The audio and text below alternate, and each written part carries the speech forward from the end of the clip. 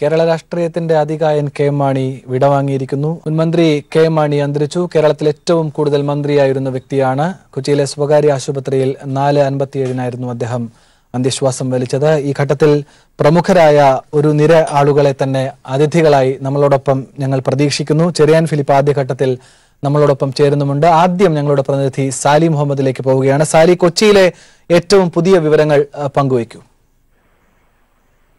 ആനന്ദ്, ഇപ്പോൾ കൊച്ചിയിൽ അദ്ദേഹം അന്തരിച്ച ചികിത്സയിൽ കഴിഞ്ഞ ആശുപത്രിയിലെ ലോബിയിൽ മൃതദേഹം പൊതുദർശനത്തിന് വെച്ചിരിക്കാൻ ഒട്ടേറെ പ്രമുഖർ അദ്ദേഹത്തിന് അന്ത്യാഞ്ജലി അർപ്പിച്ച് കടന്നുപോയിക്കൊണ്ടിരിക്കുന്നു. CPM സംസ്ഥാന സെക്രട്ടറി കോടിയേരി ബാലകൃഷ്ണൻ, മന്ത്രി G സുധാകരൻ ഉൾപ്പെടെയുള്ളവർ അദ്ദേഹത്തിന് അന്ത്യാഞ്ജലി അർപ്പിച്ച് കടന്നുപോയി. ഒപ്പം തന്നെ രാഷ്ട്രീയ മേഖലയിൽ നിന്ന് വിവിധ രാഷ്ട്രീയ പാർട്ടികളിൽ നിന്നുള്ള MLA മാർ, മുൻ മന്ത്രിമാർ, MP മാർ, പാർട്ടി നേതാക്കൾ ഉൾപ്പെടെ ഒട്ടേറെ പ്രമുഖർ ഇവിടെ എത്തിയിട്ടുണ്ട്. എല്ലാവരും അദ്ദേഹത്തിന്റെ മൃതദേഹത്തിൽ അന്ത്യാഞ്ജലി അർപ്പിച്ച് കടന്നുപോയിക്കൊണ്ടിരിക്കുകയാണ്. വലിയ ജനക്കൂട്ടമാണ് ഈ ആശുപത്രിയിലായിട്ട് കൂടി അദ്ദേഹത്തെ കാണുന്നതിന് വേണ്ടി എത്തുന്നത്. കാരണം വലിയ ആഴത്തിൽ ബന്ധമുള്ള ഒരു നേതാവാണിരുന്നു അദ്ദേഹം. ഏതാണ്ട് 5 പതിറ്റാണ്ടോളം കേരള രാഷ്ട്രീയത്തിൽ മന്ത്രിയായും MLA ആയും രാഷ്ട്രീയ നേതാവായും കേരള കോൺഗ്രസിന്റെ ചെയർമാനായും UDF നേതാവായും ഒക്കെ നിറഞ്ഞു നിന്ന അദ്ദേഹത്തിന് വളരെ ഏറെ വ്യക്തിബന്ധങ്ങളുണ്ട്. ആ വ്യക്തിബന്ധങ്ങളുടെ ആഴം പ്രതിഫലിക്കുന്ന കാഴ്ചകളാണ് ഇവിടെ കണ്ടുകൊണ്ടിരിക്കുന്നത്. ആശുപത്രിയിലെ ലോബിയിൽ പൊതുദർശനത്തിന് മൃതദേഹത്തിൽ നൂറുകണക്കിന് ആളുകൾ, അവർ സാധാരണക്കാർ മുതൽ രാഷ്ട്രീയ നേതാക്കളും മന്ത്രിമാരുമായുള്ളവർ വരെയുണ്ട്. എല്ലാവരും അദ്ദേഹത്തിന് അന്ത്യാഞ്ജലി അർപ്പിച്ച് കടന്നുപോയിക്കൊണ്ടിരിക്കുകയാണ്. ഏതാണ്ട് അരമണിക്കൂറായി ഇപ്പോൾ മൃതദേഹം ഇവിടെ വെച്ചിട്ട് അല്പസമയം കൂടി ഇവിടെ വെക്കും എന്നാണ് മനസ്സിലാക്കുന്നത്. ചലച്ചിത്ര മേഖലയിൽ നിന്നുള്ള ജയസൂര്യ ഉൾപ്പെടെയുള്ളവർ ഇവിടെ അദ്ദേഹത്തിന് അന്ത്യാഞ്ജലി അർപ്പിച്ച് കടന്നുപോയി. ഒപ്പം തന്നെ ഏതായാലും വലിയ ജനക്കൂട്ടം ഇവിടെ എത്തിയിട്ടുണ്ട് എന്നാണ് ഏറ്റവും പ്രധാനപ്പെട്ട കാര്യം. അത് പ്രതിഫലിക്കുന്നത് അദ്ദേഹത്തിന് ഈ നാടും കേരളത്തിലെ സാധാരണ ജനങ്ങളും വിവിധ രാഷ്ട്രീയ പാർട്ടികളുടെ നേതാക്കളും ഒക്കെയായിട്ടുള്ള ആത്മബന്ധം തന്നെയാണ്. ഏതാണ്ട് 1 മണിക്കൂറോളം ഇവിടെ പൊതുദർശനത്തിന് വെക്കും എന്നാണ് നമ്മൾ മനസ്സിലാക്കുന്നത്. അതിനുശേഷം ഈ ആശുപത്രിയിലെ തന്നെ മോർച്ചറിയിലേക്ക് മൃതദേഹം മാറ്റും. തുടർന്ന് നാളെ രാവിലെ 10 മണിയോടുകൂടി ഇവിടുന്ന് വിലാപയാത്രയായി മൃതദേഹം കോട്ടയത്തിന് കൊണ്ടുപോകും. കോട്ടയത്ത് കേരള കോൺഗ്രസിന്റെ ആസ്ഥാന മന്ദിരമായ കേരള കോൺഗ്രസ് സംസ്ഥാന കമ്മിറ്റി ഓഫീസിൽ, തിരുനക്കരയിലുള്ള സംസ്ഥാന കമ്മിറ്റി ഓഫീസിൽ പൊതുദർശനത്തിന് വയ്ക്കുമെന്നാണ് അറിയിച്ചിരിക്കുന്നത്. ഉച്ചവരെ ഏതാണ്ട് 2 മണി വരെ എന്നാണ് നിശ്ചയിച്ചിരിക്കുന്നത്. അവിടെ പൊതുദർശനത്തിന് വെച്ചതിന് ശേഷം പാലായിലെ വസതിയിലേക്ക് കൊണ്ടുപോവുക എന്നുള്ളതാണ് ഇതുവരെയുള്ള തീരുമാനം. ശരി സാലി, കൊച്ചിയിലെ ആശുപത്രിയിൽ നിന്നുള്ള ഏറ്റവും പുതിയ വിവരങ്ങൾ കൂടി പങ്കുവച്ചത്. ഇപ്പോൾ TP പ്രശാന്ത് കൂടി ചേരുന്നുണ്ട് കോട്ടയത്ത് നിന്ന്. പ്രശാന്ത്, കോട്ടയവും പാലയും ഒക്കെ എങ്ങനെ പ്രതികരിക്കുന്നു? എല്ലാ രാഷ്ട്രീയ പ്രതിനിധികളും ഒരുപക്ഷെ ആശുപത്രിയിൽ തന്നെ ഇതിനോടകം എത്തിയിട്ടുമുണ്ട്. എങ്ങനെയാണ് സാധാരണക്കാരുടെ ഒക്കെ ഒരു പ്രതികരണം? ഈ ഘട്ടത്തിൽ പുതിയ വിവരങ്ങൾ എന്തൊക്കെയാണ്? കെ എം മാണിയുടെ മരണവാർത്ത അറിഞ്ഞ് പാലാ കരിങ്ങോഴക്കൽ തറവാട്ടിലേക്ക് നിരവധി പേരാണ് എത്തിയത്.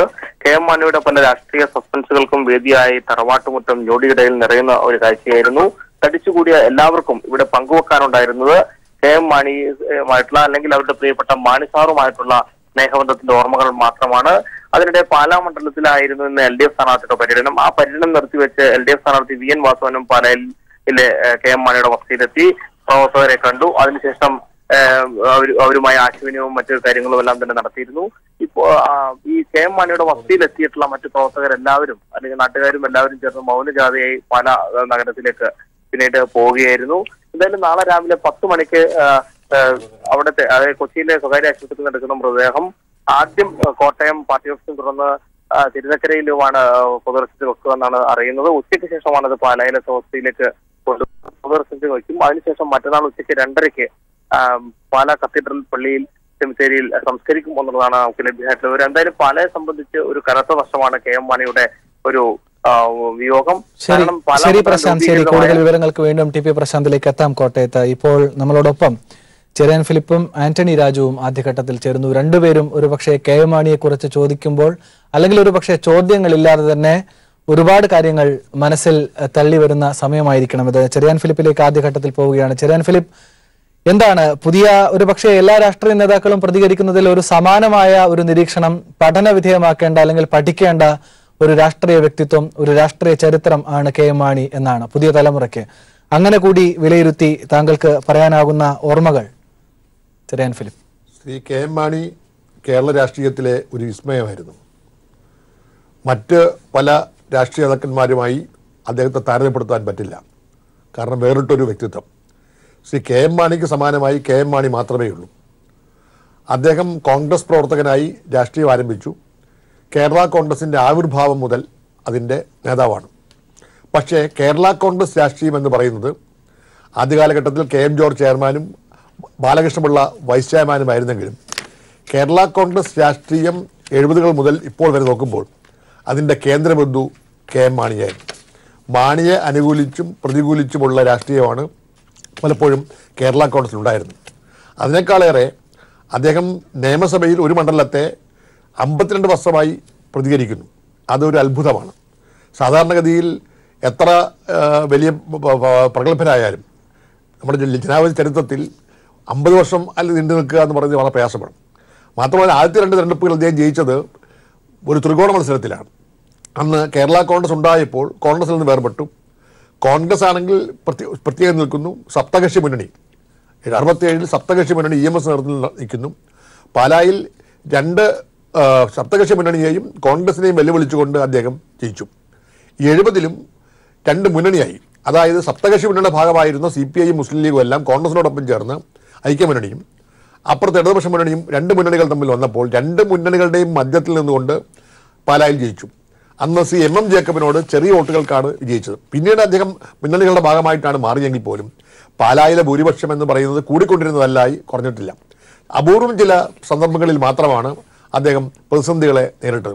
പക്ഷേ പ്രതിസന്ധികളെ പുഷ്പമാല്യങ്ങൾ പോലെ പൊട്ടിച്ചെറിഞ്ഞുകൊണ്ട് സുസ്മേരവദനായി എപ്പോഴും മടന്നു വരുന്ന, അതായത് ചില മാജിക്കുകളിൽ മറ്റുമൊക്കെ ഈ പറയുന്ന പെട്ടെന്ന് അപ്രത്യക്ഷനാവുന്ന ആൾ പെട്ടെന്ന് പുഞ്ചിരിച്ചുകൊണ്ട് കടന്നു വരുന്ന പോലെ പ്രതിസന്ധികളുടെയും വൈരണികളുടെയും വൈഷമ്യങ്ങളിൽ പലപ്പോഴും അദ്ദേഹം ദഹിച്ചു പോകുമെന്ന് കരുതപ്പെടുന്ന ഘട്ടത്തിൽ പോലും അദ്ദേഹം സാമർത്ഥ്യത്തോടു കൂടി തന്ത്രജ്ഞതയുടെ മുഴുവൻ ആയുധങ്ങൾ ഉപയോഗിച്ചുകൊണ്ട് അദ്ദേഹം തന്നെ ആക്രമിക്കുന്നവരെ കീഴ്പ്പെടുത്തി മുന്നോട്ട് പോകുന്ന കഥയാണ് കേരള രാഷ്ട്രീയത്തിൽ കണ്ടിട്ടുള്ളത്. അങ്ങനെ ദീർഘകാല ചരിത്രം നോക്കുമ്പോൾ KM മാണിയുടെ രാഷ്ട്രീയ ജീവിതം എന്ന് പറഞ്ഞാൽ നേരത്തെ ഇവിടെ പറഞ്ഞതുപോലെ പഠന വിഷയമാക്കേണ്ട ഒരവസ്ഥയാണ്. എന്തെല്ലാം പ്രതിസന്ധി വന്നാലും തളരാതെ നിൽക്കുക. ആ തളരാതെ നിൽക്കുന്നതിന് അദ്ദേഹത്തിന് സമാനമായി എനിക്ക് തോന്നുന്നത് ചിലപ്പോൾ ശ്രീ K കരുണാകരൻ കാണും, ഇടതുപക്ഷത്ത് ശ്രീ പിണറായി വിജയൻ കാണും എന്നല്ലാതെ പ്രതിസന്ധികൾ വരുമ്പോൾ തളരാതെ നിൽക്കുന്ന ഒരു വലിയ വീര്യമാണ്, അതിനുവേണ്ടിയുള്ള ശക്തിയാണ്, ഇച്ഛാശക്തിയാണ് KM മാണിയുടെ ഏറ്റവും വലിയ കൈമുതലായിട്ടുള്ളത്. പാർട്ടിക്കുള്ളിലാണെങ്കിലും പുറത്താണെങ്കിലും അദ്ദേഹം അങ്ങനെ പോരാടി വളർന്നു വന്ന ഒരു പോരാളിയായിരുന്നു. ആ പോരാട്ട വീര്യം മരണത്തിന് മുമ്പും ഉള്ള ദിവസങ്ങളിൽ പോലും അദ്ദേഹം കാട്ടി. തൻ്റെ പാർട്ടിയിൽ തന്നെ KM മാണിയുടെ നേതൃത്വത്തിലുള്ള പാർട്ടിയിൽ തന്നെ PJ ജോസഫ് ഏറ്റവും പ്രബലനായ ആളാണ്. PJ ജോസഫ് പാർലമെൻറ്റ് സ്ഥാനാർത്ഥിയാവാൻ ആഗ്രഹിച്ചു. അതിനുവേണ്ടി അദ്ദേഹം അവസാനം വരെ നിന്നു. പക്ഷേ KM മാണി ആരോഗ്യ ക്ഷയിച്ചുകൊണ്ടിരുന്ന ഘട്ടത്തിൽ പോലും വഴങ്ങിയില്ല. അദ്ദേഹത്തിൻ്റെ നിലപാടനുസരിച്ച് തന്നെ നിന്നു. വെട്ടി വീഴ്ത്തിയെന്ന് പറയുന്നില്ല എങ്കിൽ പോലും PJ ജോസഫിനെ സ്ഥാനാർത്ഥിയാവാൻ സമ്മതിച്ചില്ല. അദ്ദേഹത്തിൻ്റെ തോഴനായ തോമസ് ചാഴിക്കാടനെ സ്ഥാനാർത്ഥിയായി പ്രഖ്യാപിക്കുകയും ചെയ്യും. അങ്ങനെ തൻ്റെതായ ഒരു വഴിയിലൂടെ തന്നെ സഞ്ചരിക്കുകയും അവിടെ നിർബന്ധ ബുദ്ധിയോട് മുന്നോട്ട് പോവുകയും എന്തെങ്കിലും പ്രതിസന്ധികളുണ്ടെങ്കിൽ അത് അരിഞ്ഞു വീഴ്ത്തി മുന്നോട്ട് പോവുകയും ചെയ്യുന്ന ഒരു വീര്യമാണ് KM മാണിയുടെ കൈമുതൽ. ശരി, ചെറിയാൻ ഫിലിപ്പ്, താങ്കളോട് ചോദിക്കുമ്പോൾ അല്ലെങ്കിൽ താങ്കൾ ഈ അനുഭവങ്ങൾ പങ്കുവയ്ക്കുമ്പോൾ ചില പ്രത്യേകതകൾ കൂടിയുണ്ട്. കാൽ നൂറ്റാണ്ട് എന്ന പുസ്തകം കേരളത്തിന് മുന്നിൽ താങ്കൾ വയ്ക്കുമ്പോൾ KM മാണി, കേരള കോൺഗ്രസ് അടക്കമുള്ളവ അതിനുള്ളിൽ പരാമർശിക്കപ്പെടുന്നുണ്ട്. അതിന്റെ പഠന വിഷയം അല്ലെങ്കിൽ KM മാണിയൊക്കെ താങ്കൾ നിരീക്ഷിക്കുന്നത്, പഠിക്കുന്നത്, അല്ലെങ്കിൽ പുതിയ തലമുറയോട് താങ്കൾ പങ്കുവെക്കുന്നത്, ആ പഠനത്തിന്റെ ഒരു ആഴം കൂടി ഒന്ന് പങ്കുവെക്കാമോ? തീർച്ചയായും കാൽനൂറ്റാണ്ടെന്ന പുസ്തകം രചിക്കാൻ എന്നെ ഏറ്റവും കൂടുതൽ സഹായിച്ച ഒരാളാണ് KM മാണി സാർ. മാത്രമല്ല അതിൻ്റെ പ്രകാശന ചടങ്ങിൽ K കരുണാകരനും AK ആന്റണിയും EMSഉം നയനാരും PK വാസുദേവനും ഉൾപ്പെടെയുള്ള നേതാക്കന്മാർ പങ്കെടുത്തപ്പോൾ അന്ന് ഏറ്റവും ആ പുസ്തകത്തെക്കുറിച്ച് വായിച്ച് പഠനാർഹമായ ഒരു പ്രസംഗം നടത്തിയത് VJT കോളേജിൽ ശ്രീ KM മാണിയാണ്. മാത്രമല്ല KM മാണിയെ സംബന്ധിച്ച് എൻ്റെ പുസ്തകത്തിൽ പറയുന്ന പരാമർശങ്ങൾ പലതും അദ്ദേഹത്തിന് എതിരായ കാര്യങ്ങളാണ്. പക്ഷേ എങ്കിൽ പോലും അത് ആ എതിർപ്പുകളൊന്നും അദ്ദേഹം വകവച്ചിട്ടില്ല. കാരണം അത് സ്വാഭാവികമായിട്ടും അദ്ദേഹത്തിൻ്റെ ഒരു സ്വഭാവ സവിശേഷതയായി മാത്രമേ അദ്ദേഹം കണ്ടിട്ടുള്ളൂ. അത്തരം സ്വഭാവ സവിശേഷതകളാണ് KM മാണിയെ വളരെ തികഞ്ഞ വ്യക്തിത്വത്തിലേക്ക് നയിക്കുന്നത്. പലപ്പോഴും അദ്ദേഹത്തെ പലരും വിമർശിച്ചിട്ടുണ്ട്. ആ വിമർശനങ്ങൾ അദ്ദേഹം പുഞ്ചിരിയോട് നേരിട്ടിട്ടുണ്ട്. പക്ഷേ കിട്ടാവുന്ന സന്ദർഭങ്ങളെല്ലാം തിരിച്ചടിക്കാനും മറന്നിട്ടില്ല. എനിക്ക് ഓർമ്മയുണ്ട്, നിയമസഭയിൽ ഒരിക്കൽ ശ്രീ EK നായനാർ അദ്ദേഹത്തിൻ്റെ മന്ത്രിസഭ ആന്റണിയും KM മാണിയും പിന്തുണ പിൻവലിച്ചപ്പോഴാണ് താഴെ വീഴുന്നത്. അത് കഴിഞ്ഞ് അടുത്ത നിയമസഭയിൽ ബദൽ മന്ത്രിസഭ വരുന്ന സമയത്ത് നയനാർ അദ്ദേഹത്തെ എന്തോ പറഞ്ഞു വന്നപ്പോൾ ശുഭദിനായി തെമ്മാടി എന്ന് വിളിച്ചു. തെമ്മാടി എന്ന് വിളിച്ച അതേ സമയം തന്നെ തിരിച്ചടിച്ചു കോമാളി എന്ന്. തെമ്മാടിയും കോമാളി എന്നുള്ള വിശേഷങ്ങളാണ് അന്ന് പത്രത്താളുകളിൽ നിറഞ്ഞു വന്നത്. അപ്പോൾ തന്നെ ആരെങ്കിലും വിമർശിച്ചാൽ വിമർശനത്തിൻ്റെ സ്വരത്തിന് അവകാശരൂപതയുണ്ടെങ്കിൽ അതേ നാണയത്തിൽ തന്നെ അതേ പ്രയോഗത്തിൽ തന്നെ തിരിച്ചു കൊടുക്കാനുള്ള ശേഷി ശ്രീ കെ എം മാണിക്ക് ഉണ്ടായിരുന്നു. ശ്രീ ചെറിയാൻ ഫിലിപ്പ് ദയവായി തുടരുക. ആന്റണി രാജു കൂടി നമ്മളോടൊപ്പം ചേരുന്നുണ്ട്. ശ്രീ ആന്റണി രാജു, നമുക്കറിയാം കേരളത്തിൽ ഒരുപക്ഷെ വ്യത്യസ്തമാണ്, സർഗാത്മകമാണ് നമ്മുടെ രാഷ്ട്രീയം. രാഷ്ട്രീയമായ കലഹങ്ങൾ ഉണ്ടാകും, അഭിപ്രായ വ്യത്യാസങ്ങളുണ്ട്, പുറത്തുപോകലുകളുണ്ട്. ഒരുപക്ഷെ കേരള കോൺഗ്രസിനെ സംബന്ധിച്ച പുറത്തുപോകലുകളും പിളറലുകളും ഒക്കെ അതിൻ്റെ ഒരു ചരിത്രത്തിൽ തന്നെ ഇങ്ങനെ അടയാളപ്പെടുത്തിയിട്ടുമുണ്ട്. വളരെ വ്യക്തിപരമായി അദ്ദേഹവുമായി ഇടപഴകാൻ കഴിഞ്ഞ ആൾ കൂടിയാണ് ആന്റണി രാജു. അവസാന ഘട്ടങ്ങളിൽ വളരെ കടുത്ത രാഷ്ട്രീയമായി അഭിപ്രായ വ്യത്യാസങ്ങൾ സൂചിപ്പിക്കപ്പെട്ട ഒരു നേതൃത്വത്തിൽ കൂടി താങ്കളുണ്ട്. എങ്ങനെ ഈ ഘട്ടത്തിൽ ഓർമ്മകൾ മനസ്സിലെത്തുന്നു ആന്റണി രാജു? കേരള രാഷ്ട്രീയത്തിൽ ഒരുപക്ഷെ ഇതുപോലെ ഒരുപാട് വിശേഷണങ്ങൾ ചാർത്താൻ കഴിയുന്ന ഒരു നേതാവ് കേരള രാഷ്ട്രീയത്തിൽ മറ്റൊരാളുണ്ട് എന്നെനിക്ക് തോന്നുന്നില്ല. അതിന് കാരണം അദ്ദേഹത്തിൻ്റെ ആ കഠിനാധ്വാനവും ഒരേ മണ്ഡലത്തിൽ നിന്ന് 52 വർഷമല്ല 54 വർഷം MLA ആയി പ്രവർത്തിക്കാൻ കഴിഞ്ഞ ഒരു വ്യക്തി എന്ന് പറയുന്നത് ഒരു അപൂർവമാണ്. അപൂർവങ്ങളിൽ അപൂർവം എന്ന് പറയാൻ കഴിയുന്ന വ്യക്തിത്വത്തിൻ്റെ ഉടമയാണ് മാണി സാറ്. അദ്ദേഹത്തിൻ്റെ കഠിനാധ്വാനവും അദ്ദേഹത്തിൻ്റെ നിശ്ചയദാർഢ്യവും അദ്ദേഹം എടുക്കുന്ന തീരുമാനം നടപ്പിലാക്കുന്നതിനുള്ള കാർക്കശ്യവും അത് വളരെ കൗശലപൂർവ്വമാണെങ്കിലും വളരെ തന്ത്രപരമായിട്ടാണെങ്കിലും അദ്ദേഹത്തിൻ്റെ മനസ്സിൽ എടുക്കുന്ന തീരുമാനം നടപ്പിലാക്കുന്ന കാര്യത്തിൽ ഒരു വിട്ടുവീഴ്ചയും അദ്ദേഹം ചെയ്യാറില്ല. അതൊരു പക്ഷേ കൂടെ നിൽക്കുന്നവർക്കൊക്കെ ചിലപ്പോൾ തെറ്റാണെന്ന് തോന്നിയേക്കാം. ചില തെറ്റായ തീരുമാനം എടുക്കുമ്പോഴും അദ്ദേഹത്തിൻ്റെതായ അജണ്ട നടപ്പാക്കുന്ന കാര്യത്തിൽ അദ്ദേഹം ഒരു വിട്ടുവീഴ്ചയും നടത്തിയിട്ടില്ല. കേരള കോൺഗ്രസ് പാർട്ടി പല പ്രാവശ്യം പിളർന്നിട്ടുണ്ട്, പല പ്രാവശ്യം യോജിച്ചിട്ടുണ്ട്. അപ്പോഴൊക്കെ അദ്ദേഹത്തിൻ്റെ പ്രശസ്തമായൊരു വാചകമുണ്ട്: വളരുംതോറും പിളരുംതോറും വളരുകയും ചെയ്യുന്ന പാർട്ടിയാണ് കേരള കോൺഗ്രസ് എന്ന് അദ്ദേഹം VJT ഹാളിൽ വെച്ച് പറഞ്ഞത് ഞങ്ങളുടെയൊക്കെ സാന്നിധ്യത്തിൽ പറഞ്ഞ് ഞാൻ ഇപ്പോഴും ഓർക്കുകയാണ്. നമ്മുടെയൊക്കെ മുന്നിൽ ഒരുപക്ഷെ ഒരു പ്രദേശത്തിൻ്റെ പേര് കേട്ടാൽ ഓർമ്മിക്കുന്ന നേതാക്കന്മാർ വളരെ അപൂർവമാണ്. പാലാ എന്ന് കേട്ടാൽ KM മാണി എന്നും, KM മാണി എന്ന് കേട്ടാൽ പാലാ എന്നും ഓർമ്മിക്കുന്ന അവസ്ഥയിലേക്ക് ആ നിയോജക മണ്ഡലമായിട്ടുള്ള ആത്മബന്ധം ഊട്ടിയുറപ്പിക്കുന്ന കാര്യത്തിൽ പാലാ എന്ന് പറഞ്ഞാൽ അദ്ദേഹത്തിൻ്റെ മറ്റൊരു ഭാര്യയാണ് അല്ലെങ്കിൽ എന്നുള്ള മട്ടിലേക്ക് വരെ അദ്ദേഹം പലപ്പോഴും സരസമായി പറഞ്ഞിട്ടുണ്ട്.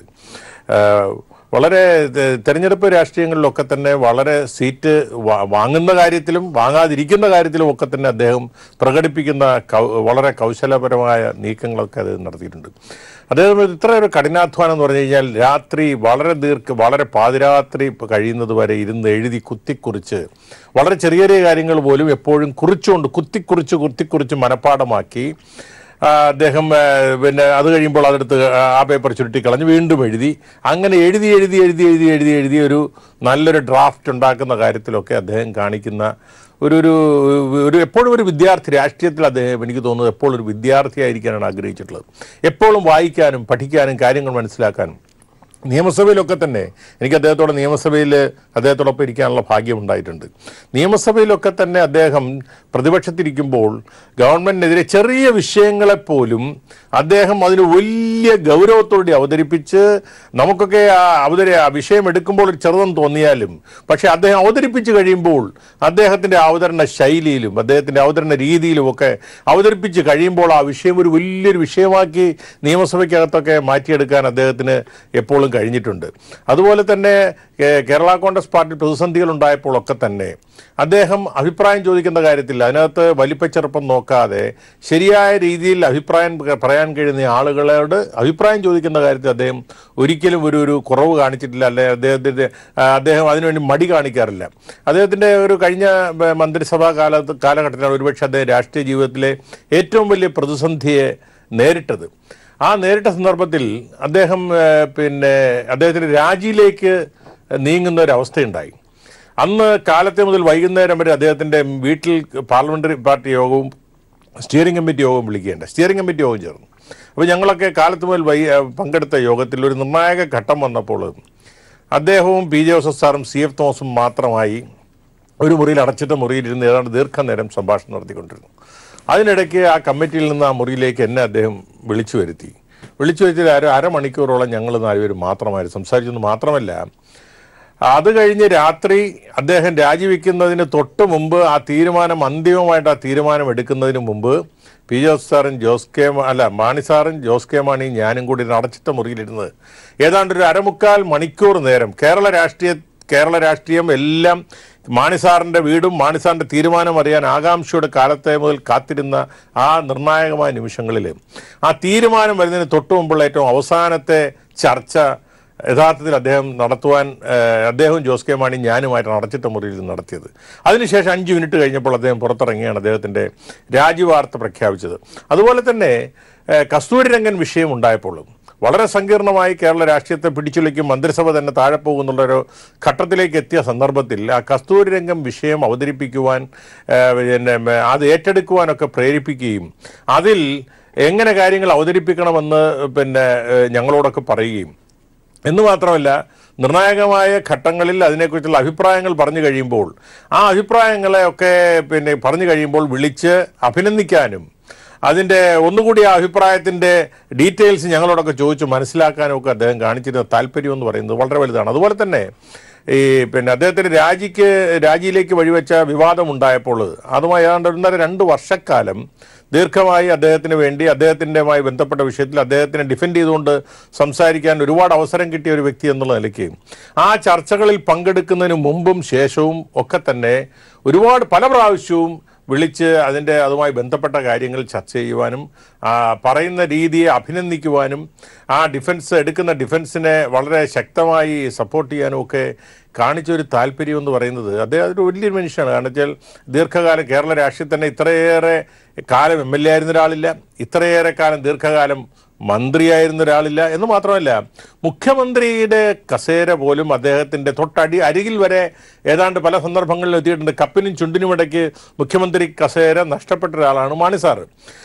എന്നിട്ടും പക്ഷേ അതൊക്കെ തന്നെ അതിജീവിച്ചുകൊണ്ട് മുമ്പോട്ട് പോയി. അദ്ദേഹം ഒരു ഘട്ടത്തിൽ കഴിഞ്ഞ ഗവൺമെൻറ് ഇരിക്കുന്ന കാലഘട്ടത്തിൽ തന്നെ ഉമ്മൻചാണ്ടിക്കെതിരെ ഉയർന്നു വന്ന ആ ഗവൺമെൻറ്റിനെതിരെ ഉയർന്നു വന്ന ചില വിഷയങ്ങൾ ഉയർന്നു വന്നപ്പോൾ KM മാണിയെ മുഖ്യമന്ത്രി സ്ഥാനത്തേക്ക് പരിഗണിക്കണമെന്നുള്ള ചർച്ചയിലേക്ക് ഉയർത്തിക്കൊണ്ടുവരാൻ കഴിഞ്ഞു. അന്നത്തെ കേരള കോൺഗ്രസ് പാർട്ടിയുടെ 50 വർഷം തികഞ്ഞ കാലഘട്ടത്തിൽ മാണി സാറിൻ്റെ മുഖ്യമന്ത്രി സ്ഥാനത്തെക്കുറിച്ച് വരെ കേരളം അത് ഒരു കാലഘട്ടത്തിൽ ചർച്ച ചെയ്യുന്നൊരവസരമൊക്കെ ഉണ്ടായി. അങ്ങനെ ഒരുപക്ഷെ ഇന്ന് കേരള രാഷ്ട്രീയത്തിൽ മുഖ്യമന്ത്രിയായി ഇരുന്നിട്ടുള്ള പലരെക്കാളും നേരത്തെ തന്നെ മുഖ്യമന്ത്രിയാകാൻ കഴിയുമായിരുന്നൊരു നേതാവാണ് മാണി സാർ. പക്ഷേ എന്തുകൊണ്ടോ ചില പ്രത്യേക സാഹചര്യങ്ങളുടെ മൂലം അദ്ദേഹത്തിന് മുഖ്യമന്ത്രിയാകാൻ കഴിഞ്ഞില്ല എന്ന് വെച്ചാൽ അദ്ദേഹത്തെക്കാൾ ജൂനിയറായിട്ടുള്ള പല നേതാക്കന്മാരും മുഖ്യമന്ത്രിയായപ്പോൾ അതിൻ്റെ കീഴിൽ മന്ത്രിയായി ഒരുപക്ഷെ ഇത്രയേറെ വകുപ്പുകൾ ആഭ്യന്തര വകുപ്പ്, റവന്യൂ വകുപ്പ്, ധനകാര്യ വകുപ്പ്, ഇലക്ട്രിസിറ്റി, ഇറിഗേഷൻ, ഹൗസിംഗ്, അതുപോലെ നിയമം തുടങ്ങി അദ്ദേഹം ഭരിക്കാത്ത വകുപ്പുകൾ കേരളത്തിൽ വളരെ കുറവാണ്. അപ്പോൾ പക്ഷേ ഏത് വകുപ്പെടുത്താലും അതിൽ ആ വകുപ്പ് കൈകാര്യം ചെയ്യുമ്പോൾ ഒരു പ്രത്യേകത മറ്റുള്ളവരൊക്കെ നടത്തി വന്നിരുന്ന അല്ലെങ്കിൽ മറ്റുള്ളവർ ചെയ്തതിൽ വ്യത്യസ്തമായി ഒരു പുതിയ കാഴ്ചപ്പാടോടുള്ള പുതിയൊരു ശൈലി അവതരിപ്പിക്കാൻ എല്ലാ മന്ത്രിസഭയിലും മന്ത്രിയായിരിക്കുമ്പോൾ എല്ലാ വകുപ്പുകളിലും അദ്ദേഹം പ്രത്യേകം ശ്രദ്ധിച്ചിരുന്നു എന്നുള്ളത് വളരെ ശ്രദ്ധേയമാണ്. ഇപ്പോൾ റവന്യൂ മന്ത്രി ആയിരിക്കുമ്പോഴാണ് ഗ്രാമസഭയും താലൂക്ക് സഭയും ഒക്കെ ഉണ്ടായത്. അതുപോലെ തന്നെ ഇപ്പോൾ ധനകാര്യമന്ത്രി ആയിരിക്കുമ്പോൾ കാരുണ്യ പദ്ധതി കൊണ്ടുവന്നു. ഇങ്ങനെ വ്യത്യസ്തമായ നൂതനമായ പദ്ധതികൾ, കർഷക തൊഴിലാളി പെൻഷൻ ഉൾപ്പെടെയുള്ള കാര്യങ്ങളൊക്കെ തന്നെ നൂതനമായ, അതുപോലെ എനിക്ക് തോന്നുന്നത് തൊഴിലില്ലായ്മ വേതനമൊക്കെ അദ്ദേഹം തന്നെയാണ് അവതരിപ്പിച്ചതെന്നാണ് എനിക്ക് തോന്നുന്നത്. അങ്ങനെ ഒരുപാട് പദ്ധതികൾക്ക്, നൂതനമായ പരിപാടികൾക്ക് കേരള രാഷ്ട്രീയത്തിൽ കേരളത്തിൻ്റെ ബഹുഭൂരിപക്ഷം ജനങ്ങളുടെ മനസ്സിൽ ഇടം നേടിയ ഒരു നേതാവാണ്. അവസാനം ഒരുപാട് വിവാദങ്ങൾ ഉണ്ടായപ്പോൾ പോലും അദ്ദേഹം പതറാതെ നിലകൊണ്ടു. അദ്ദേഹം ഒരു മുന്നണി വിടേണ്ട സാഹചര്യത്തിലേക്ക് പാർട്ടി എത്തുന്ന ഒരവസ്ഥ വന്നു. അങ്ങനെ ഒരുപാട് പ്രതിസന്ധികളെ അതിജീവിച്ചെങ്കിൽ ഇപ്പോഴും അദ്ദേഹം ജനമനസ്സുകളിൽ ഇപ്പോഴും നിറഞ്ഞ ഒരു സാന്നിധ്യമാണ്. 86 വയസ്സെന്ന് പറയുന്നത് ഒരുപക്ഷെ ഒരു അകാല നിര്യാണമല്ലെങ്കിൽ പോലും പക്ഷെ മാണി സാർ ഈ അടുത്ത നാൾ വരെ ഒരു മാസം മുമ്പ് വരെ വളരെ ഊർജ്ജസ്വലനായി ഓടി നടന്ന് പ്രായത്തെക്കാൾ കവച്ചു വയ്ക്കുന്ന ഒരു ഊർജ്ജസ്വലതയോടുകൂടി യുവത്വത്തോടുകൂടി നടന്നുപോയ അല്ലെങ്കിൽ നടത്തിയ പ്രവർത്തനങ്ങളുമായി കോർത്തിണക്കുമ്പോൾ ഇത് ഒരു അകാലത്തിലുള്ള മരണം ആണ് എന്നുള്ള തോന്നലാണ് നമ്മളെല്ലാം ഉണ്ടാക്കുന്നത്.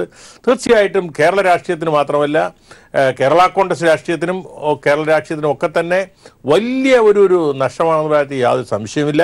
കേരള കോൺഗ്രസ് എമ്മിനെ സംബന്ധിച്ചിടത്തോളം ഇനി പിന്നെ ആ രാഷ്ട്രീയ പാർട്ടിയുടെ തന്നെ മുന്നോട്ടുള്ള പ്രയാണത്തിൽ അദ്ദേഹത്തിൻ്റെ ആബ്സെൻസ് ഒരുപാട് പിന്നെ പ്രശ്നങ്ങൾ ഉണ്ടാക്കും എന്നുള്ള കാര്യത്തിൽ ഒരു സംശയമില്ല. ഏതായാലും ഒരുപാട് നല്ല ഓർമ്മകൾ സമ്മാനിച്ചാണ് അദ്ദേഹം കടന്നുപോയിട്ടുള്ളത്. അദ്ദേഹത്തിന് ജനാധിപത്യ കേരള കോൺഗ്രസ് പാർട്ടിയുടെ ആദരാഞ്ജലി കൂടി ഞാൻ ഈ സന്ദർഭത്തിൽ രേഖപ്പെടുത്തുകയാണ്. തീർച്ചയായും കേരളത്തിന്റെ രാഷ്ട്രീയ ചരിത്രത്തിൽ അസാധാരണമായ ഏടാണ് കെ എം മാണി കുറിച്ചിട്ടത്. ആ ഓർമ്മകളിലേക്ക് കൂടിയാണ് ഞങ്ങൾ ഇറങ്ങിച്ചെല്ലുന്നത്. വർഗ സിദ്ധാന്തം, അതിനെക്കുറിച്ച് എന്താണ് പറയാനുള്ളത്? നമുക്കറിയാം, ഒരുപക്ഷെ കമ്മ്യൂണിസ്റ്റ് പാർട്ടി മുന്നോട്ട് വയ്ക്കുന്ന തൊഴിലാളി വർഗ സിദ്ധാന്തത്തിന് ബദലായി കെ എം മാണി ഉന്നയിക്കുന്നതാണ്. അതിന് വലിയ പ്രചാരം നേടിയെന്നൊന്നും പറയുന്നില്ല. പക്ഷേ നിർണായകമായ രാഷ്ട്രീയ വേദികളിലോ പഠന കേന്ദ്രങ്ങളിലോ രാഷ്ട്രീയ വിദ്യാർത്ഥികളുടെ പരിശോധനകളിലോ ഈ അധ്വാന വർഗ സിദ്ധാന്തം പലപ്പോഴും പരിശോധിക്കപ്പെടുകയും ചർച്ച ചെയ്യപ്പെടുകയും ചെയ്തിട്ടുണ്ടല്ലോ. ചെറിയാൻ ഫിലിപ്പ്, അതായത് കേരള കോൺഗ്രസിന്റെ ആവിർഭാവം മുതൽ തന്നെ കേരള കോൺഗ്രസ് യഥാർത്ഥത്തിൽ കോൺഗ്രസ് ഭിന്നിച്ചുണ്ടാകുമ്പോൾ മന്നത്ത് പത്മനാഭനാണ് യഥാർത്ഥത്തിൽ അതിന് പ്രോത്സാഹനം കൊടുത്തത്. പി ടി ചാക്കോയുടെ അനുയായികൾ കെ എം ജോർജിന്റെ നേതൃത്വത്തിൽ വന്നു. പിന്നീട് മന്നത്ത് പത്മനാഭൻ പിന്മാറിയെങ്കിലും ഒരു ക്രൈസ്തവ അടിത്തറയിലാണ് പോകുന്നത്. അന്ന് കോൺഗ്രസ്സുകാരും ഇടതുപക്ഷക്കാരുമെല്ലാം കായൽ രാജാക്കന്മാരുടെയും തോട്ടുടമകളുടെയും പാർട്ടി എന്നാണ് കേരള കോൺഗ്രസ് കൊടുത്തിരുന്ന പേര്. അങ്ങനെ കായൽ രാജാക്കന്മാരുടെയും തോട്ടുടമകളുടെയും എന്ന് പറഞ്ഞാൽ അതൊരു മുതലാളിത്ത സംസ്കാരത്തിൻ്റെ ഭാഗമാണ് എന്ന് ക്രൈസ്തവ പാർട്ടിയാണ്, റബ്ബർ മരങ്ങളുടെ തണലിൽ വളർന്ന പാർട്ടിയാണ് എന്ന് പറയുന്നത് പോലെ തന്നെ അങ്ങനെ ആശയങ്ങളുണ്ടായിരുന്നു. അപ്പം അങ്ങനെ ഒരു വർഗീയ പാർട്ടിയാണ്, മുതലാളിത്ത പാർട്ടിയാണ് എന്ന അവസ്ഥയിൽ നിന്നും കേരള കോൺഗ്രസിനെ മോചിപ്പിക്കുക എന്ന ലക്ഷ്യം കെ എം മാണി സ്വീകരിച്ചു. മാത്രമല്ല ഒരു കർഷകരുടെ പാർട്ടി എന്ന നിലയിലാണ് ആദ്യം അദ്ദേഹം അതിനെ വിഭാവനം ചെയ്തു, കർഷക താല്പര്യങ്ങൾക്ക് വേണ്ടി. കാരണം നിയമസഭയിലും അതുപോലെ പുറത്തുമൊക്കെ കർഷക താല്പര്യങ്ങൾക്ക് വേണ്ടി പടവെട്ടുന്ന പാർട്ടി പലപ്പോഴും ഡൽഹിയിൽ പോയാൽ, അന്ന് ഡൽഹിയിൽ കേരള കോൺഗ്രസ് പ്രാതിനിധ്യമുള്ള എം പിമാരുണ്ടെങ്കിലും അവരെ കൊണ്ടെല്ലാം കെ എം മാണി സാറ് വളരെ ശക്തമായി തന്നെ കർഷക താല്പര്യങ്ങൾക്ക് വേണ്ടി പ്രത്യേകിച്ചും റബ്ബർ അങ്ങനെയുള്ള കാര്യങ്ങൾ ശ്രദ്ധിച്ചിരുന്നു. അങ്ങനെ വന്നപ്പോൾ കമ്മ്യൂണിസം എന്ന് പറയുന്നൊരു സിദ്ധാന്തം കോൺഗ്രസിനാണെങ്കിൽ ജനാധിപത്യ സോഷ്യലിസം സിദ്ധാന്തമുള്ള ഒരു കാലം 70-കൾ. ആ സമയത്താണ് കേരള കോൺഗ്രസിന് വേണ്ടി ഒരു പ്രത്യേകമായ സിദ്ധാന്തം കെ എം മാണി അവതരിപ്പിച്ചത്. അദ്ദേഹം ഒരു തീസിസ് തന്നെ എഴുതി പാർട്ടിയുടെ ആലുവ സമ്മേളനത്തിൽ അവതരിപ്പിക്കുകയുണ്ടായി. അതിന് കേരള കോൺഗ്രസ് അധ്വാനവർഗത്തിൻ്റെ പടവാൾ എന്ന മുദ്രാവാക്യമാണ് മുഴക്കിയത്. ജനകീയ സോഷ്യലിസം എന്നാണ് അധ്വാനവർഗ സിദ്ധാന്തത്തിന് കൊടുത്തത്. അതായത് കമ്മ്യൂണിസം എന്ന് പറഞ്ഞാൽ സ്റ്റേറ്റ് ക്യാപിറ്റലിസമാണ്. അതായത് രാഷ്ട്രത്തിൻ്റെ മുതലാളിത്തം, സ്വകാര്യ മുതലാളിത്തം വേറെ. സ്റ്റേറ്റ് ക്യാപിറ്റലിസവും സ്വകാര്യ മുതലാളിത്തവും പ്രൈവറ്റ് ക്യാപിറ്റലിസവും അല്ലാതെ ഒരു പുതിയ സിദ്ധാന്തം, അതായത് മുതലാളിത്തത്തിനും സോഷ്യലിസത്തിനും ബദലായി വേറൊരു സിദ്ധാന്തം, അതായത് അധ്വാനിക്കുന്നവർ മുഴുവൻ ഒന്ന്. അതായത് സി പി എമ്മിനെ സംബന്ധിച്ചും അല്ലെങ്കിൽ സി പി ഐ സംബന്ധിച്ചും തൊഴിലാളി വർഗ സിദ്ധാന്തം, വർഗ സമരം എന്നുള്ളതിനൊക്കെ പറയും ഇവിടെ പണിയെടുക്കുന്നവരാണ്. കർഷകരും തൊഴിലാളികളും എല്ലാം പണിയെടുക്കുന്നവരാണ്. കേരളത്തിലെ മഹാഭൂരിപക്ഷ ആളുകളും അധ്വാനിക്കുന്നവരാണ്. ആ അധ്വാനിക്കുന്ന അവരുടെ മോചനം അല്ലെ അവർക്ക് വേണ്ടിയുള്ള ഒരു മുദ്രാവാക്യം. കർഷകരും അധ്വാനിക്കുന്നവരാണ്, കർഷക തൊഴിലാളികൾ അധ്വാനിക്കുന്നവരാണ്. അങ്ങനെയാണ് അദ്ദേഹം അധ്വാന വർഗ സിദ്ധാന്തം എന്ന പേരിൽ ജനകീയ സോഷ്യലിസം എന്ന പേരിൽ പുതിയ സിദ്ധാന്തം അവതരിപ്പിച്ചത്. അത് അദ്ദേഹം ബ്രിട്ടീഷ് പാർലമെന്റിൽ വരെ അത് അവതരിപ്പിച്ചു എന്നാണ് അടുത്ത കാലത്ത് കേട്ടത്. അത് അദ്ദേഹം ഒരു പുസ്തകമായി രൂപീകരിച്ചു. അത് ആ കാലഘട്ടത്തിൽ ഇത് അധ്വാന വർഗ സിദ്ധാന്തം എന്ന് പറയുന്ന അവതരിപ്പിച്ച സമയത്ത് കേരളത്തിൽ ഏറ്റവും ചർച്ച ചെയ്യപ്പെട്ട ഒരു വിഷയം കൂടിയാണ്. അതായത് ശ്രീ ചെറിയാൻ ഫിലിപ്പ്, നമുക്കറിയാം പ്രായോഗിക രാഷ്ട്രീയത്തിൽ അഗ്രഗണ്യമായ ഒരു സ്ഥാനമാണ് കെ എം മാണിക്കുള്ളത്. ഇപ്പോൾ താങ്കളുടെ ഒരു അനുഭവത്തിൽ നിന്നുകൂടി പറയുന്നതനുസരിച്ച് രാഷ്ട്രീയമായ പഠനങ്ങളിൽ ഒട്ടും ചെറുതല്ലാത്ത അല്ലെങ്കിൽ ഏറ്റവും ആഴമുള്ള അവഗാഹമായ പാണ്ഡിത്യം അദ്ദേഹം നേടിയിരുന്നു. ഈ തീസിസ് അടക്കം എഴുതി അവതരിപ്പിക്കുന്ന നിലയിലേക്കൊക്കെ കാര്യങ്ങൾ പോകുമ്പോൾ പ്രായോഗിക രാഷ്ട്രീയത്തിനും അപ്പുറത്തേക്ക് വളരെ എന്താണ് ചവിട്ടുറപ്പുള്ള ഒരു തറ അദ്ദേഹത്തിന്റെ രാഷ്ട്രീയമായ മനസ്സിൽ രൂപീകരിച്ചിരുന്നു എന്ന് തന്നെയല്ലേ? തീർച്ചയായും. അദ്ദേഹം കോൺഗ്രസിന്റെ മണ്ഡലം പ്രസിഡന്റ് ആകുമ്പോൾ തന്നെ പാലാ ബാറിൽ നല്ലൊരു അഭിഭാഷകനായിരുന്നു. 65-ൽ ജയിച്ചു. അന്ന് നിയമസഭ കൂടിയില്ല. 67-ൽ നിയമസഭ വരുമ്പോൾ അന്ന് കോൺഗ്രസിന് 9 പേരും കേരള കോൺഗ്രസിന് 4-5 പേര് മാത്രമേ ഉള്ളൂ. അതിൽ വളരെ മധുരമായ നല്ല പ്രസംഗ ശൈലിയുള്ള ആളാണ് കെ എം ജോർജ് എങ്കിൽ പോലും ഒരു അഭിഭാഷകന്റെ ചാതുര്യത്തോടു കൂടി നിയമവശങ്ങളെല്ലാം കീറി മുറിച്ച് പ്രസംഗിക്കാനുള്ള കഴിവ് ആ നിയമസഭയിൽ ഉണ്ടായിരുന്ന കെ എം മാണിക്കാണ്. കെ മാണിയുടെ പ്രസംഗം എന്ന് പറഞ്ഞാൽ അന്ന് കേന്ദ്രവിരുദ്ധ സമരം നടത്തുന്ന സമയം, അതായത് EMS ഗവൺമെൻറ്റാണ്. EMS ഗവൺമെൻറ് കേന്ദ്രത്തിൽ നിന്നും ഭക്ഷ്യപ്രശ്നം ഉൾപ്പെടെയുള്ള കാര്യങ്ങൾ, ഭക്ഷ്യ വിഹിതം ഉൾപ്പെടെയുള്ള കാര്യങ്ങളിൽ കേന്ദ്ര സർക്കാർ അവഗണിക്കുന്നു. അങ്ങനെ ഭരണവും സമരവും എന്ന മുദ്രാവാക്യം ഉയർത്തുന്ന ആ സന്ദർഭത്തിൽ അന്ന് പ്രതിപക്ഷത്ത് നിന്നിരുന്നത്, കോൺഗ്രസിൻ്റെ പക്ഷത്തല്ല അന്ന് കെ എം മാണിയും കേരള കോൺഗ്രസും, അന്ന് ഇന്ദിരാഗാന്ധിയുടെ ഗവൺമെൻറ് സ്വീകരിച്ചിരുന്ന തെറ്റായ നയങ്ങൾക്കെതിരായി ഒരു ആവശ്യങ്ങൾ പലപ്പോഴും ഉന്നയിച്ചു. ഈ കേന്ദ്ര സംസ്ഥാന ബന്ധങ്ങൾ തന്നെ പുതുക്കി എഴുതണം എന്ന് പറയുന്നത് കമ്മ്യൂണിസ്റ്റ് പാർട്ടി ആദ്യം മുതലേ പറയുന്നുണ്ടെങ്കിൽ പോലും കേരളത്തിൽ നിയമസഭയിൽ കേന്ദ്ര സംസ്ഥാന ബന്ധങ്ങൾ പൊളിച്ചെഴുതണമെന്ന് പറയുകയും അതിനുവേണ്ടി ഒരു ലഘുലേഖ എഴുതി തയ്യാറാക്കി പ്രചരിപ്പിക്കുകയും ചെയ്ത് കെ എം മാണി സാറാണ്. തീർച്ചയായും ചെറിയാൻ ഫിലിപ്പ്, അധ്വാനിക്കുന്നവന്റെ ചൂടും ചൂരും പുസ്തകത്താളിലേക്ക് പകർന്ന് എഴുതിയാണ് അധ്വാനവർഗ സിദ്ധാന്തം എന്ന പുസ്തകത്തിലൂടെ മാണി പുതിയ രാഷ്ട്രീയ ആശയം മുന്നോട്ട് വയ്ക്കുന്നത്. തൊഴിലാളി വർഗത്തിനും അപ്പുറം അധ്വാനിക്കുന്നവരെല്ലാം വർഗബോധത്തിന്റെ അവകാശികളാണെന്നാണ് ഏംഗൽസിനെ തിരുത്തി മാണി എഴുതി വച്ചത്.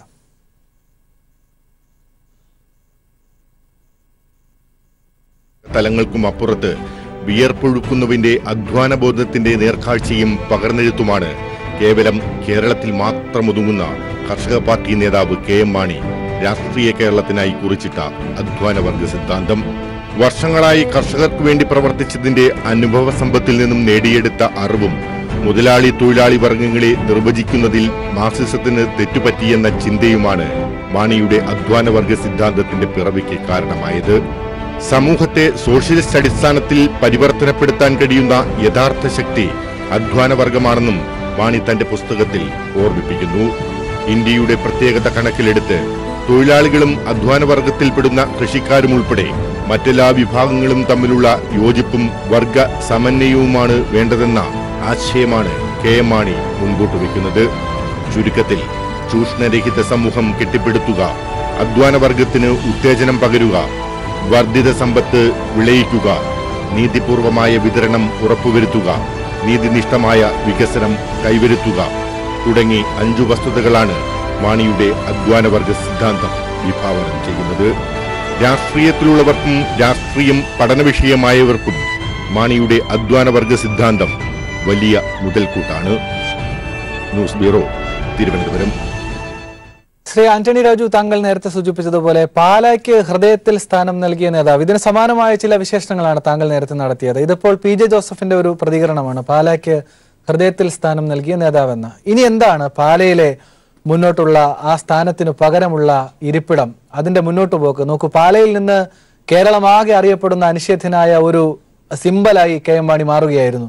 ഒരുപക്ഷെ കേരളത്തിൽ എല്ലായിടത്തും അദ്ദേഹം പോയിട്ടുണ്ടോ, എല്ലാ ജനങ്ങളെയും അഭിസംബോധന ചെയ്തിട്ടുണ്ടോ എന്ന കാര്യത്തിലൊക്കെ സംശയമുണ്ട്. പക്ഷേ കേരളത്തിൽ കെ എം മാണിക്ക് പകരം മറ്റൊരാളില്ല എന്ന ചെറിയാൻ ഫിലിപ്പിന്റെ വാക്കുകൾ അത് അങ്ങനെ തന്നെ കടമെടുക്കുകയാണ്. എന്താണ് പാലയുടെ മുന്നോട്ട് പോക്ക്? മലയോര കർഷകരുടെ മനസ്സുകളെ എങ്ങനെ അദ്ദേഹം സ്വാധീനിച്ചു? അതിന്റെ ഒരു മുന്നോട്ട് പോക്കും അതിന്റെ ഒരു ചരിത്ര പശ്ചാത്തലവും എങ്ങനെയാകും ആന്റണി രാജു? അല്ല, പാലാ രാഷ്ട്രീയവും മാണിസാറിന്റെ രാഷ്ട്രീയവും തമ്മിൽ വളരെ ഇഴുകിച്ചേർന്നൊരു രാഷ്ട്രീയ ബന്ധമുള്ള ഒരു മണ്ഡലമാണ് പാല.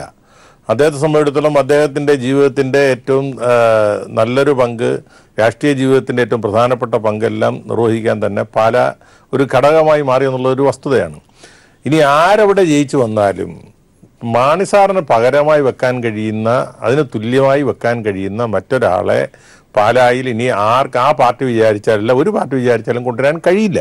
കാരണം ഈ 54 വർഷക്കാലം ഇതുപോലെ ദീർഘകാലം ഇരുന്ന പാലായ്ക്ക് വേണ്ടിയും കേരളത്തിന് വേണ്ടിയും സേവിച്ചൊരു നേതാവ് എന്നുള്ള നിലയ്ക്ക് അതിന് പകരമായി ഇനി ഏത് വ്യക്തി വന്നു കഴിഞ്ഞാലും ആ കസേരയ്ക്ക് അതിന് പകരമാവില്ല എന്നുള്ള കാര്യത്തിൽ യാതൊരു സംശയമില്ല. അതോടൊപ്പം തന്നെ ഈ ബഡ്ജറ്റുകൾ ഇവിടെ സൂചിപ്പിച്ചു, ബഡ്ജറ്റുകൾ പ്പിക്കുന്ന കാര്യത്തിൽ ഏറ്റവും ബഡ്ജറ്റിന് പ്രാധാന്യം ഉണ്ടായിക്കൊടുത്തൊരു നേതാവ്. സാധാരണഗതിയിൽ മാണിസാറ് ധനകാര്യ വകുപ്പ് മന്ത്രിയാകുന്നതിന് മുമ്പേ ഈ ബഡ്ജറ്റ് അവതരണത്തിന് ഇത്ര വലിയ പ്രാധാന്യം ഉണ്ടായിരുന്നില്ല. എന്നാൽ മാണിസാറാണ് കേരള രാഷ്ട്രീയത്തിൽ അല്ലെങ്കിൽ നിയമസഭയിലെ ഈ മറ്റേതിനേക്കാളും പ്രധാനപ്പെട്ട ഒരു സമയമാണ് അല്ലെങ്കിൽ ഒരു സംഭവമാണ് ബഡ്ജറ്റ് അവതരണം എന്നുള്ളതിനെ സംഭവ ബഹുലമാക്കി ബഡ്ജറ്റ് അവതരണത്തിൻ്റെ പ്രാധാന്യം രാഷ്ട്രീയത്തിൽ ഉയർത്തിക്കൊണ്ടുവന്നൊരു നേതാവ് മാണിസാറാണ്. അതുവരെ ബഡ്ജറ്റ് അവതരണത്തിന് വലിയ പ്രാധാന്യം കേരള രാഷ്ട്രീയത്തിൽ അത്രയേറെ ഉണ്ടായിരുന്നില്ല.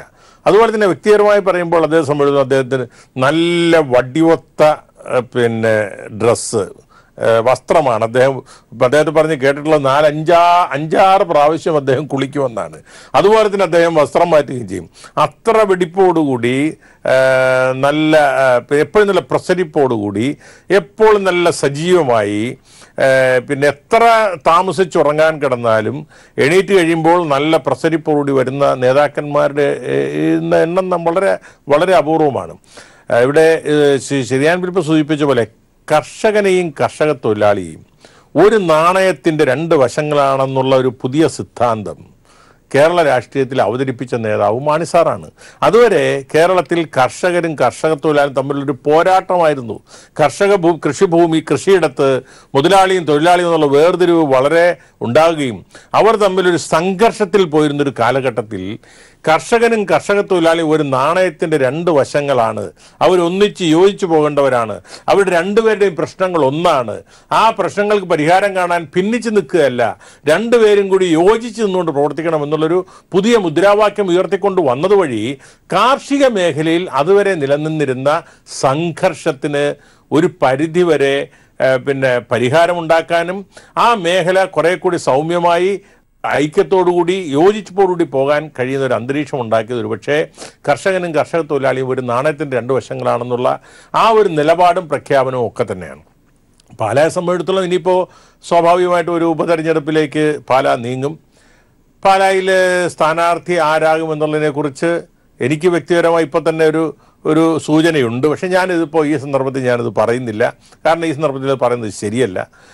പക്ഷേ ആര് വന്നാലും ഞാൻ നേരത്തെ പറഞ്ഞതുപോലെ മാണി സാറിന് പകരക്കാരനോ മാണി സാറിന് പകരക്കാരിയോ ആയിരിക്കില്ല ആ സ്ഥാനാർത്ഥിയും ആ ജനപ്രതിനിധി എന്നുള്ള കാര്യത്തിൽ ഒരു സംശയമില്ല. അതുകൊണ്ട് മറ്റന്നാളാണ് അദ്ദേഹത്തിൻ്റെ ശവസംസ്കാരം. നാളെയാണ് 10 മണിക്കാണ് ലേക്ക് ഷോർ ആശുപത്രിയിൽ നിന്നും കോട്ടയത്തെ പാർട്ടി ഓഫീസിലേക്കും തുടർന്ന് തിരുനക്കര മൈതാനത്തിലേക്കും അവിടെ നിന്ന് പാലാ വസതിയിലേക്കും കൊണ്ടുപോകുന്നത്. മറ്റന്നാൾ ഉച്ചയ്ക്ക് 2 മണിക്ക് ശേഷമാണ് അദ്ദേഹത്തിൻ്റെ ശവസംസ്കാര കർമ്മം നിശ്ചയിച്ചിരിക്കുന്നത്. മാണി സാറിനെ സംബന്ധിച്ചിടത്തോളം ഒരുപക്ഷെ ഗിന്നസ് ബുക്കിൽ രേഖപ്പെടുത്തേണ്ട ഒരുപാട് പിന്നെ സംഭവബഹുലമായ ജീവിതത്തിൻ്റെ ഉടമയാണ് മാണി സാറ് എന്നുള്ള കാര്യത്തിൽ ഒരു സംശയമുണ്ട്. വ്യക്തിപരമായി പലപ്പോഴും ആശയപരമായി ഏറ്റുമുട്ടേണ്ടി വന്നിട്ടുള്ളപ്പോഴും ഭിന്നിച്ചപ്പോഴും യോജിച്ചപ്പോഴും ഒക്കെ തന്നെ വ്യക്തിപരമായിട്ടുള്ള ഞങ്ങളുടെ ബന്ധത്തിൽ ഒരു കുറവും ഉണ്ടായിട്ടില്ലെന്ന് മാത്രമല്ല 75-ൽ അദ്ദേഹം ആദ്യം പിന്നെ മന്ത്രിയാകുമ്പോൾ അന്ന് ജോർജ് സാറാണ് ചെയർമാൻ, ബാലകൃഷ്ണപിള്ള സാറും മാണി സാറും. ബാലകൃഷ്ണൻ സാർ അന്ന് MP ആയിരുന്നു, MLA അല്ലായിരുന്നു. പക്ഷെ 2 മന്ത്രിസ്ഥാനം കിട്ടിയപ്പോൾ ചില പ്രത്യേകമായ ചില പിന്നെ ഒരു ഇക്വേഷൻസിൻ്റെ അടിസ്ഥാനത്തിൽ മാണി സാറിനെയും ബാലകൃഷ്ണപിള്ള സാറിനെയാണ് മന്ത്രിയാക്കാൻ KM ജോർജ് സാറും പാർട്ടിയും തീരുമാനിച്ചത്. അന്ന് മന്ത്രി സത്യപ്രതിജ്ഞ ചെയ്തതിന് ശേഷം തിരുവനന്തപുരം ജില്ലയിലെ പാർട്ടി ഓഫീസിൽ വന്നുകൊണ്ട് KM ജോർജ് സാർ നടത്തിയൊരു പ്രസംഗത്തിലെ ഒരു വാചകം, KM മാണിയും പിള്ളയും ബാലനും എനിക്ക് 2 കണ്ണുകളെ പോലെയാണ്. ഇതിൽ ആരാണ് കൂടുതൽ ഇഷ്ടവും സ്നേഹവും എന്ന് ചോദിച്ചാൽ എനിക്ക് പറയാൻ കഴിയില്ല. അവർ രണ്ടുപേരും എൻ്റെ 2 കണ്ണുകളിലെ 2 കൃഷ്ണമണികളാണെന്ന് പറഞ്ഞുകൊണ്ട് രണ്ടുപേരെയും ഒരേപോലെ അന്ന് മാണി സാറ് വിശേഷിപ്പിച്ചത് ഞാൻ ഓർക്കുകയാണ്. പിന്നീട് മാണി സാറും ജോർജ് സാറുമായിട്ട് ഭിന്നിക്കേണ്ട ഒരു സാഹചര്യം ഉണ്ടായി. അന്ന് ഞാൻ ജോർജ് സാറിൻ്റെ കൂടെയാണ് നിന്നത്. ഈ ഭിന്നിപ്പോളിലൊക്കെ തന്നെ ആ പാർട്ടി ഭിന്നിക്കുമ്പോഴൊക്കെ തന്നെ ഞാനെപ്പോഴും ഒരു മാണി സാറിൻ്റെ വിഭാഗത്തോടൊപ്പം ഒരിക്കലും ആ ഗ്രൂപ്പിൻ്റെ അടിസ്ഥാനത്തിൽ ഭിന്നിക്കുമ്പോൾ ഞാൻ ഉണ്ടായിരുന്ന ഒരാളല്ല. പക്ഷേ ഒരു വളരെ നിർണായകമായ അദ്ദേഹത്തിൻ്റെ രാഷ്ട്രീയ ജീവിതത്തിൽ നിർണായക ഘട്ടമുണ്ടായപ്പോൾ, വലിയ പ്രതിസന്ധിയിലൂടെ കടന്നുപോയപ്പോൾ, അദ്ദേഹത്തിൻ്റെ രാഷ്ട്രീയ ജീവിതത്തിലെ ഏറ്റവും അപകടകരമായ അല്ലെങ്കിൽ ഏറ്റവും കഠിനമായ ഒരു കാലഘട്ടത്തിലൂടെ കടന്നുപോയപ്പോൾ അദ്ദേഹത്തോടൊപ്പം സഞ്ചരിക്കാൻ അല്ലെങ്കിൽ അദ്ദേഹത്തിന് വേണ്ടി പോരാടാൻ കഴിഞ്ഞു എന്നുള്ളതിൽ വലിയ ഒരു സംതൃപ്തി എനിക്കുണ്ട്. ഏതായാലും വ്യക്തിപരമായി അദ്ദേഹത്തിൻ്റെ നഷ്ടം എനിക്ക് വളരെ വലുതാണ്. കേരള കോൺഗ്രസ് എമ്മിന് വലിയ നഷ്ടമാണ്, കേരള രാഷ്ട്രീയത്തിനും വലിയ നഷ്ടമാണ്. ശരി, ആന്റണി രാജു, അരനൂറ്റാണ്ട് കേരള നിയമസഭയിൽ പൂർത്തിയാക്കുന്ന സമാനതകളില്ലാത്ത നേതാവിനെയാണ് കേരളത്തിന്റെ രാഷ്ട്രീയ ചരിത്രം വിട നൽകിയിരിക്കുന്നത്. കേരള രാഷ്ട്രീയത്തിലെ ചാണക്യൻ വിടവാങ്ങുമ്പോൾ അത് ചരിത്രം രചിച്ചുകൊണ്ടാണ്. തെരഞ്ഞെടുപ്പ് രാഷ്ട്രീയത്തിൽ പരാജയമെന്തെന്നറിയാത്ത വ്യക്തിത്വം, ഏറ്റവും കൂടുതൽ തവണ ബജറ്റ് അവതരിപ്പിച്ച ധനകാര്യമന്ത്രി, 11 മന്ത്രിസഭകളിൽ മന്ത്രി തുടങ്ങി നിരവധി നേട്ടങ്ങൾ ബാക്കിയാക്കിയാണ് മാണി സാർ വിടവാങ്ങുന്നത്.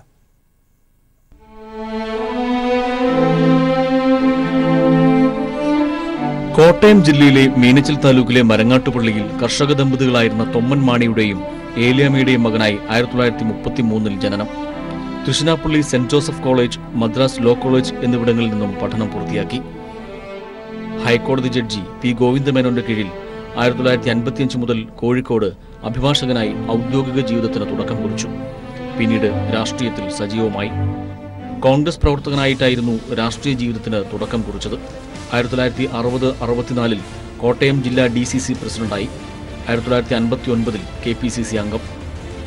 1964 ആർ ശങ്കർ മന്ത്രിസഭയിലെ ആഭ്യന്തരമന്ത്രി PT ചാക്കോയുടെ രാജിയെ തുടർന്ന് കോൺഗ്രസിൽ ഉടലെടുത്ത പ്രതിസന്ധി പാർട്ടിയെ പിളർത്തി. 64 സെപ്റ്റംബർ ആദ്യവാരത്തിൽ ചേർന്ന നിയമസഭയിൽ തങ്ങൾ പ്രത്യേക ബ്ലോക്കായിരിക്കുമെന്ന് 15 ചാക്കോ അനുകൂല MLA മാർ തീരുമാനിക്കുന്നു. KM ജോർജായിരുന്നു അന്ന് നേതാവ്. ആർ ബാലകൃഷ്ണപിള്ള ഡെപ്യൂട്ടി ലീഡറും. പിളർപ്പുകാലത്ത് ആദ്യം കോൺഗ്രസിനൊപ്പം നിന്ന മാണി തെരഞ്ഞെടുപ്പ് വിജ്ഞാപനം വന്നതോടെ കളം മാറ്റിച്ചവിട്ടി കേരള കോൺഗ്രസിലെത്തി. 1965 മാർച്ച് 4-നായിരുന്നു കോൺഗ്രസിലെ പിളർപ്പിന് ശേഷമുള്ള പൊതുതെരഞ്ഞെടുപ്പ്. കേരള കോൺഗ്രസ് 25 സീറ്റിൽ വിജയിച്ച് കരുത്ത് തെളിയിച്ചു. കോൺഗ്രസിന് വിജയിപ്പിക്കാനായത് 36 പേരെ മാത്രം. എന്നാൽ ചതുഷ്കോണ മത്സരത്തിൽ ആർക്കും ഭൂരിപക്ഷം ലഭിച്ചില്ല. ഇതോടെ സഭ പിരിച്ചുവിടേണ്ടി വന്നു. ഇടതുപക്ഷ സ്വതന്ത്രനായ VT തോമസിനെയാണ് അന്ന് KM മാണി പരാജയപ്പെടുത്തിയത്. 9585 വോട്ടായിരുന്നു അന്ന് ഭൂരിപക്ഷം. 1975 ഡിസംബർ 26-ന് ആദ്യമായി മന്ത്രിസഭയിൽ അംഗമായി KM മാണി. കേരളത്തിൽ ഏറ്റവും കൂടുതൽ മന്ത്രിസഭകളിൽ അംഗമായിരുന്നതിന്റെ റെക്കോർഡും KM മാണിക്ക് മാത്രം. അച്യുതമേനോന്റെ ഒരു മന്ത്രിസഭയിലും കരുണാകരന്റെ 4 മന്ത്രിസഭകളിലും ആന്റണിയുടെ 3 മന്ത്രിസഭകളിലും PKV മന്ത്രിസഭയിലും നായനാരുടെ ഒരു മന്ത്രിസഭയിലും ഉമ്മൻചാണ്ടി മന്ത്രിസഭയിലും അംഗമായിരുന്നു KM മാണി. ഏറ്റവും കൂടുതൽ തവണ ഒരേ നിയോജക മണ്ഡലത്തെ പ്രതിനിധീകരിച്ച് തെരഞ്ഞെടുക്കപ്പെട്ടതിന്റെ റെക്കോർഡും KM മാണിയുടെ പേരിലാണ്. 1964 രൂപീകൃതമായ പാലാ നിയമസഭാ മണ്ഡലത്തിൽ 65 മുതൽ 13 തവണ അവിടെ ജയിച്ച മാണി ഒരിക്കലും തെരഞ്ഞെടുപ്പ് പരാജയം അറിഞ്ഞിട്ടില്ല. ഇതിനിടയിൽ പാർട്ടിയിൽ പല പിളർപ്പുകളും കൂടിച്ചേരലുകളും രാഷ്ട്രീയ കേരളം ദർശിച്ചു. 2014 ഉമ്മൻചാണ്ടി സർക്കാരിന്റെ കാലത്ത് പൂട്ടിയ 418 ബാറുകൾ തുറക്കുന്നതിനായി ബാറുടമകളുടെ സംഘടനയിൽ നിന്ന് 1 കോടി രൂപ കൈക്കൂലി വാങ്ങിയെന്ന ആരോപണത്തിൽ മാണിക്ക് രാജിവെക്കേണ്ടി വന്നു. സീസറിന്റെ ഭാര്യ സംശയങ്ങൾക്ക് അതീതിയായിരിക്കണമെന്ന കോടതി പരാമർശമാണ് രാജിക്ക് ആക്കം കൂട്ടിയത്. 2015 നവംബർ 10-നായിരുന്നു രാജി. പതിറ്റാണ്ടുകൾ നീണ്ട KM മാണിയുടെ രാഷ്ട്രീയ ജീവിതത്തിലെ കറുത്ത ഏടായിരുന്നു അത്. KM മാണി എന്ന കേരള രാഷ്ട്രീയത്തിലെ അതികായൻ തന്റേതായ അടയാളപ്പെടുത്തലുകൾ ചരിത്രത്തിന്റെ ഭാഗമാക്കിയാണ് വിട പറയുന്നത്. News bureau, Thiruvananthapuram. 1964 രൂപീകൃതമായ പാലാ നിയമസഭാ മണ്ഡലത്തിൽ 1965 മുതൽ 12 തവണ വിജയിച്ച KM മാണി ഒരിക്കലും തെരഞ്ഞെടുപ്പ് പരാജയം അറിഞ്ഞിട്ടില്ല. വിവാദങ്ങൾ പിടിച്ചുലച്ചപ്പോൾ പാലായിൽ നടത്തിയ വികസന പ്രവർത്തനങ്ങളും നാട്ടുകാരോടുള്ള അടുപ്പവുമാണ് മാണിക്ക് എന്നും തുണയായത്. പാർട്ടി പ്രവർത്തകരെയും നാട്ടുകാരെയും കൂടെ നിൽക്കുന്നവരെയുമെല്ലാം അറിയുകയും പിന്നീട് കാണുമ്പോൾ അവരുടെ പേരുപോലും ഓർമ്മിച്ചു വിളിക്കുന്ന അപൂർവ നേതാക്കളിലൊരാളാണ് KM മാണി. സമുദായ സമവാക്യങ്ങൾക്കൊപ്പം പാലായിലേക്ക് വികസനം കൊണ്ടുവന്നാണ് KM മാണി പാലായുടെ മാണിക്കമായി ജനമനസ്സിൽ ഇടം പിടിച്ചത്. Civil station, general hospital, KSEB കെട്ടിടം അടക്കം ഇന്ന് കാണുന്ന എല്ലാ നിർമ്മിതികളും KM മാണിയുടെ സംഭാവനയാണ്. സ്വന്തം മണ്ഡലത്തിലേക്ക് പല പദ്ധതികളും വകമാറ്റിയതിന്റെ പേരിൽ രാഷ്ട്രീയ പരിഹാസങ്ങളും മാണിക്ക് ഏറെ നേരിടേണ്ടി വന്നിട്ടുണ്ട്. റബ്ബറിന്റെ രാഷ്ട്രീയമാണ് KM മാണിയുടേതെന്ന് എതിരാളികൾ പരിഹസിക്കുമെങ്കിലും മാണിയുടെ രാഷ്ട്രീയ ജീവിതത്തിലെ ഏറ്റക്കുറച്ചിലുകൾ റബ്ബർ എന്ന നാണ്യവിളയുമായി ബന്ധപ്പെട്ട് തന്നെ കിടക്കുന്നു.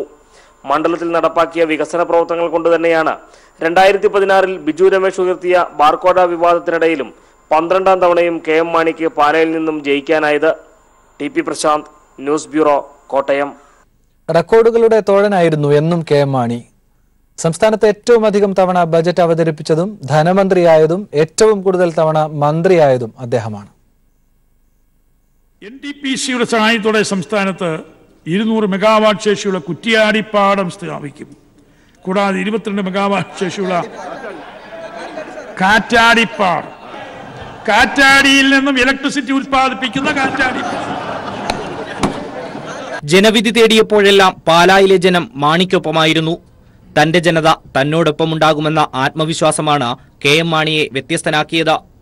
പാർലമെന്ററി ചരിത്രത്തിൽ തന്നെ അപൂർവങ്ങളിൽ അപൂർവമായ നേട്ടമാണ് ഏറ്റവും കൂടുതൽ തവണ സഭ കണ്ട ഏക നേതാവ് എന്ന മാണിയുടെ പ്രത്യേകത. പാലാക്കാരൻ കേരള കോൺഗ്രസ് നേതാവ് KM മാണി എന്ന മാണി സാർ വ്യക്തിക്കപ്പുറം ഏറ്റവും കൂടുതൽ കാലം നിയമവകുപ്പും ധനവകുപ്പും കൈകാര്യം ചെയ്ത മന്ത്രി കൂടിയായിരുന്നു. എങ്കിലും സംസ്ഥാനത്ത് ഏറ്റവും അധികം തവണ ബജറ്റ് അവതരിപ്പിച്ച ധനമന്ത്രി എന്ന വിശേഷണമാണ് KM മാണിയെ വേറിട്ട രാഷ്ട്രീയ പ്രവർത്തകനാക്കുന്നത്. തുടർച്ചയായി 11 നിയമസഭകളിൽ അംഗമായ അദ്ദേഹം 7 നിയമസഭകളിൽ മന്ത്രിയായി 13 തവണ ബജറ്റ് അവതരിപ്പിച്ചിട്ടുണ്ട്. രാജ്യത്തെ എല്ലാ സംസ്ഥാനങ്ങളുടെയും ബജറ്റ് അവതരണത്തിന്റെ കണക്ക് പരിശോധിക്കുമ്പോൾ കെ.എം. മാണിക്കൊപ്പം കർണാടക മുഖ്യമന്ത്രിയായിരുന്ന സിദ്ധരാമയ്യയുമുണ്ട്. രണ്ടുപേരും 13 തവണയാണ് സംസ്ഥാനങ്ങൾക്ക് വേണ്ടി ബജറ്റ് അവതരിപ്പിച്ചത്. മാണിയുടെ 2015 മാർച്ച് മാസത്തിലെ ബജറ്റ് അവതരണമാണ് ഏറെ കോളിളക്കം സൃഷ്ടിച്ചത്. ബാർക്കോഴ കേസിൽ ആരോപണ വിധേയനായ മാണി സംസ്ഥാന ബജറ്റ് അവതരിപ്പിക്കേണ്ട എന്നായിരുന്നു പ്രതിപക്ഷത്തിന്റെ ആവശ്യം. എന്നാൽ പ്രതിപക്ഷത്തിന്റെ ചങ്ങല ഭേദിച്ച് മാണി എന്ന രാഷ്ട്രീയ ചാണക്യൻ അന്ന് ബജറ്റ് അവതരിപ്പിച്ചു.